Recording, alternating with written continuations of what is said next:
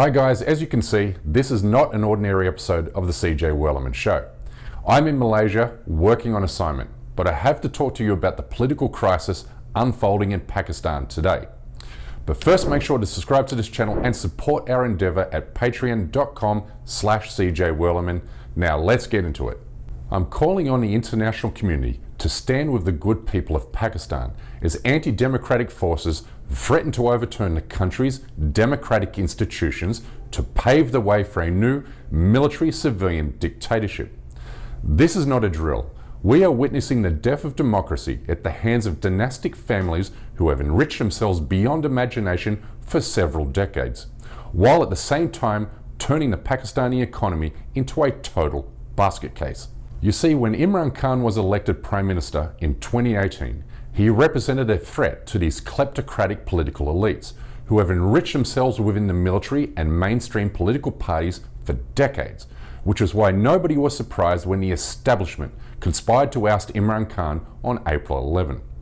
This is not how democracy is meant to work, which is why Imran Khan and his supporters have called for fresh national elections to let the people decide his fate and the fate of the country, not the wheeling and dealing of shadowy figures who operate from behind the curtain.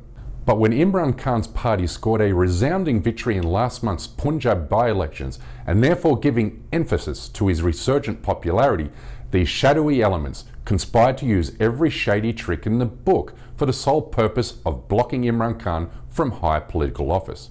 They tried overturning his party's electoral victory in Lahore. They then arrested popular journalists who have expressed support for the former Prime Minister, including Imran Riaz Khan. They even removed an entire TV news network from the air for reporting favourable coverage of Imran Khan, and then concocted a scheme to accuse the former Prime Minister of being on the payroll of foreign entities. And then on Wednesday night, the world witnessed Shahbaz Gill, a former cabinet member and advisor to Imran Khan, being wheeled out on a stretcher after being tortured in police custody.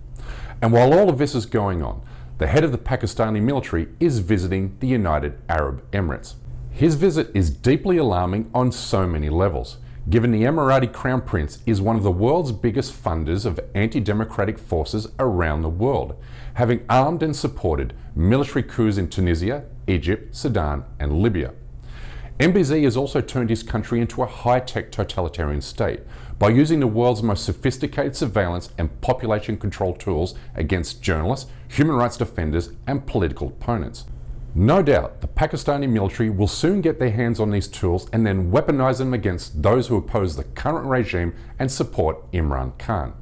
And with Imran Khan permanently sidelined, the country's kleptocrats will continue to sell off the country's assets to foreign powers without transparency and regulatory checks, making these political elites even richer while making the country far poorer.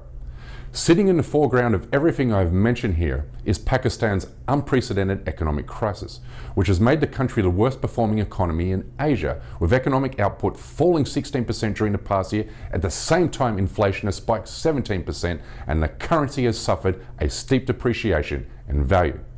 And if all of this isn't bad enough, then consider that Pakistan now owes the IMF $6.4 billion over the next 3 years, which means more economic pain for ordinary Pakistanis who will now be faced with increased taxes and spending cuts to make way for a new IMF deal.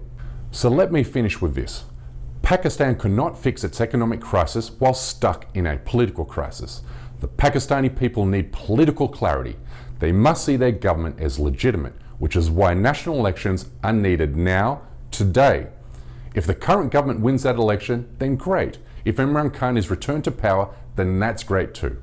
The Pakistani people will have spoken and given the new government a long-term mandate to fix the country's broken economy using much-needed long-term remedies. Ultimately, the people of Pakistan must be heard. It's their country. Let them speak. Anyway, that's my time for today.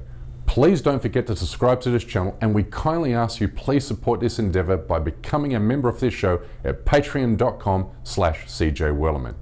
We can't produce, sustain and grow this effort without your help, and we offer exclusive benefits to those who do. But for now, good night, good morning, wherever you are, and stay blessed.